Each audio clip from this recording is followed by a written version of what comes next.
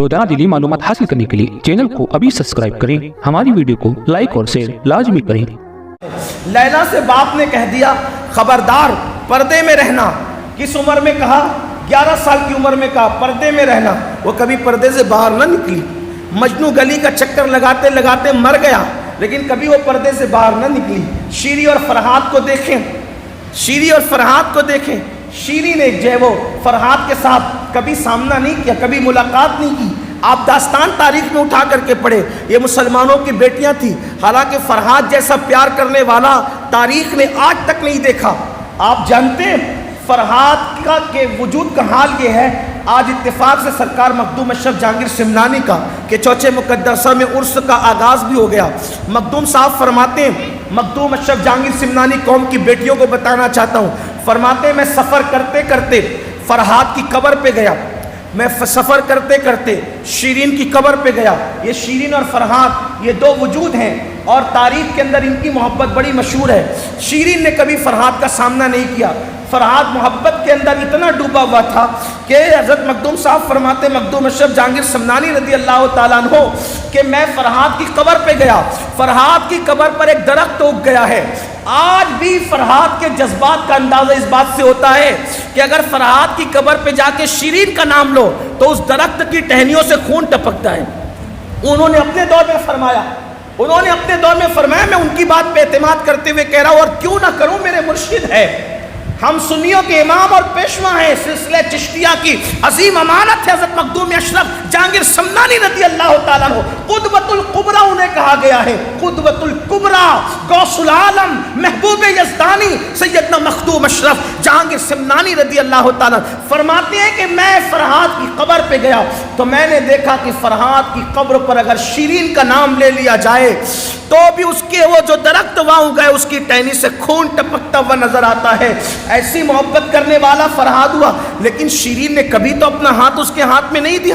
ایسی محبت کرنے والوں کے ہاتھ میں مسلمانوں کی بیٹیوں نے اپنے ہاتھ نہیں دیے، ان کی غیرتوں کا عالم یہ تھا۔ اور آج حالات یہ ہیں، ہر اوباش ایرے گہرے گنڈے موالیوں کے ہاتھوں میں مسلمانوں کی بیٹیاں ہاتھ دے کے بھاگ رہی ہے۔ وجہ گھروں میں اسلامی ماحول نہ رہا، گھروں میں مذہبی کلچر نہ رہا، گھروں میں پردے کا ماحول نہ رہا۔ جہاں پردہ ہے صرف برقعے کی حیثیت سے، اس سے زیادہ نہیں۔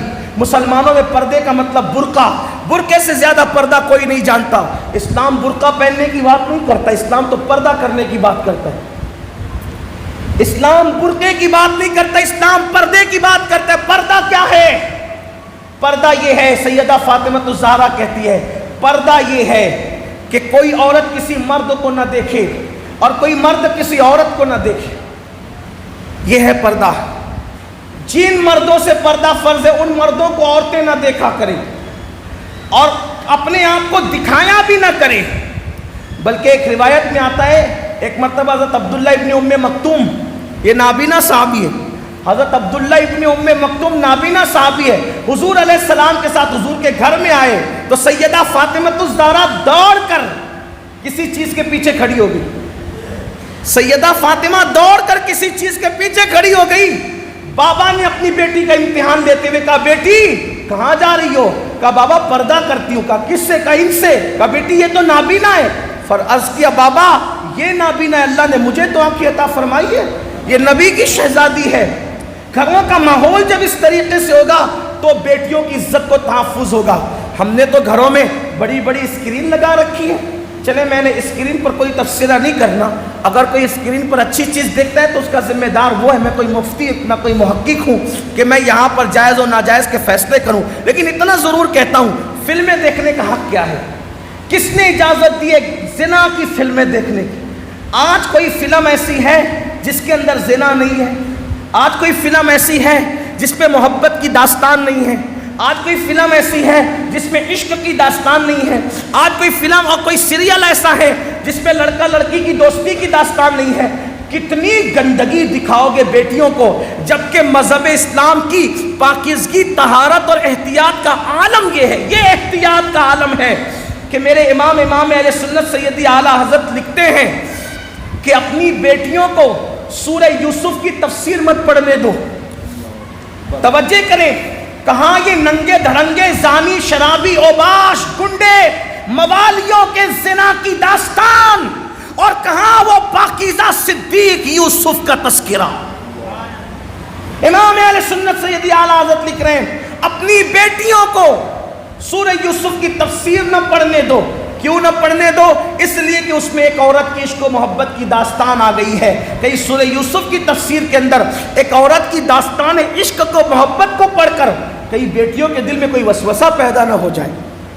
جس مذہب نے اتنی احتیاط سکھائی ہے، آج اس مذہب کے ماننے والوں کا حال کیا ہے کہ وہ اپنی بیٹیوں کو، باپ اپنی بیٹی کو بازو میں بٹھا کر، اپنے بیٹوں کو بازو میں بٹھا کے سیریل دیکھ رہا ہے، کوئی عیب ہی نہیں ہے، تو بیٹیاں نہ بھاگے گی تو کیا ہوگا؟ سب سے پہلی چیز، اگر عزت کو تحفظ دینا ہے، نمبر 1 گھر میں اسلامی ماحول پیدا ہو۔ اسلامی ماحول سے مطلب یہ نہیں کھانے سے پہلے نمک چکھ لو، جیبوں کے اندر مسواک لگا لو، داڑیاں رکھ لو، ٹوپیاں پہن لو، صرف یہ اسلامی ماحول نہیں۔ نمک چکھتے ہو اچھی بات ہے، بہتر ہے، مسواک کرتے ہو اچھی بات ہے، ٹوپی پہنتے ہو، داڑھی رکھتے ہو، سب اچھی بات ہے۔ اسلامی ماحول کا مطلب یہ ہے آپ کے گھر کے اندر کوئی ایسا کام نہ ہو جس کو اللہ رسول نے منع کر دیا ہو۔ حتیٰ کہ آپ کے گھر میں کوئی بچہ کھڑے ہو کے پانی بھی نہ پی سکے، یہ اسلامی ماحول کا رنگ ہونا چاہیے۔ اسلامی ماحول کا مطلب کیا؟ آج لوگ سمجھتے ہیں بیٹی برقع پہن رہی ہے، سر پہ دوپٹہ لے رہی ہے، ابا نے داڑھی رکھ لی ہے، حج عمرہ ہو گیا ہے، ہمارے گھر میں اسلامی ماحول ہے۔ بڑی معذرت کے ساتھ اللہ کے گھر میں کہتا ہوں، برا لگے تو معاف کرنا، میں بڑے بڑے دینداروں کے گھروں میں بھی گیا، لیکن بڑے بڑے دینداروں کے گھروں میں میں نے اسلامی ماحول نہیں دیکھا، اللہ ماشاءاللہ، اللہ ماشاءاللہ کہہ رہا ہوں، سب کی بات نہیں کرتا، نہیں دیکھا میں نے۔ بیٹیوں کا وہی حال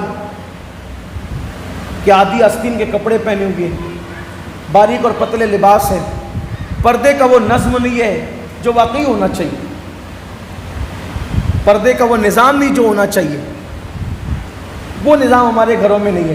پردے کا نظام کیا ہے بتاؤں آپ کو؟ جو میں کہہ رہا ہوں نا کہ بڑے بڑے دینداروں کے یہاں میں نے دینی ماحول نہیں دیکھا الا ماشاءاللہ، اس کی وجہ یہ ہے پردے کا نظام کیا ہے۔ ہمارے یہاں پردے کے نظام کا مطلب یہ، مولانا صاحب آ رہے پردہ کرو، کون آ رہا ہے؟ مولانا، مولانا آ رہے پردہ کرو، پردہ کس سے؟ مولانا سے۔ پیر صاحب آ رہے پردہ کرو، اور شادی کے اندر ایک مشرک دیوس کیمرہ لے کر کے آیا ہے شوٹنگ اتارنے کے لیے، ساری بیٹیوں کو کھڑا کر دیا بغیر دوپٹے کے اس کے سامنے۔ مولانا سے پردہ ہے، ہونا بھی چاہیے، بالکل ہے، لیکن جو مشرک تھا، جو مسلمان بھی نہیں تھا، وہ شوٹنگ اتارنے کے لیے آئے تو بیٹی کو بے پردہ کر دیا، بہن کو بے پردہ کر دیا، ماں کو کھڑا کر دیا، سب یہی ہے نا۔ بلکہ اب تو یہ تک مجھے لوگوں نے خبر دی ہے کہ جب شوٹنگ اتارنے والا شادیوں میں آتا ہے تو وہ عورتوں کو کہتا ہے اس طرح کرو باجی، وہ فلاں ہیروئن نے اس فلاں فلم میں اس طرح کے اس اسٹائل میں کھڑی رہو۔ اگر اس کو کھڑے رہنا نہیں آتا تو وہ ہاتھ لگا کر کے کہتا ہے ایسے ہاتھ رکھو اور ایسے کرو، یہ صورتحال ہے، اور ہم دیندار ہیں۔ پردہ کس سے ہوگا؟ مولانا سے ہوگا۔ اور وہ جو مشرک آیا ہے کیمرہ لے کر کے، اس سے اگر اجازت لینے کے لیے مولانا صاحب جائیں گے تو باپ چلائے گا، بھائی جلدی جلدی مولانا نے پردہ کرو، قاضی صاحب آ رہے پردہ کرو۔ جس سے پردہ کرایا تھا بہت اچھا کیا تھا، میں منع نہیں کر رہا ہوں، لیکن جس کے تقوی پر پوری قوم کو اعتماد ہے، اس سے ہم نے اپنی بیٹیوں کو چھپایا، اور چھپانا بھی چاہیے تھا، صحیح کیا۔ لیکن وہ مشرک جس کا دل پاپ سے بھرا ہوا ہے، وہ مشرک جس کے دل کے اندر تمہارے اللہ رسول کے لیے بھی نفرت ہے، وہ مشرک جس کا کوئی اعتبار نہیں ہے، اس مشرک، اس دجال، اس ملعون کے سامنے اپنے گھر پہ پورے خاندان کو تم نے بے نقاب کیا، بولے اس سے بڑھ کر بے غیرتی کیا ہوگی۔ ایک بات، پردے کا اصل نظام کیا ہے؟ ماموں زاد بھائی سے بھی پردہ فرض ہے، یہ نظام پردہ ہے، دیکھ لو، آپ تحقیق کر لو کتنے لوگ اس پہ عمل کر رہے ہیں۔ پردے کا اصل نظام یہ، ماموں زاد بھائی سے بھی پردہ فرض ہے، چچا زاد بھائی سے بھی پردہ فرض ہے، پھوپھی زاد بھائی سے بھی پردہ فرض ہے، خالہ زاد بھائی سے بھی پردہ فرض ہے۔ ہو رہا ہے یہ پردہ؟ یہ پردہ ہو رہا ہے تو کوئی بتائے نا مجھے۔ برقع پہنا کر کی ذمہ داری پوری ہو گئی، جیٹ سے بھی پردہ فرض ہے، دیور سے بھی پردہ فرض ہے، کہاں ہے یہ نظام؟ بتائیں آپ مجھے۔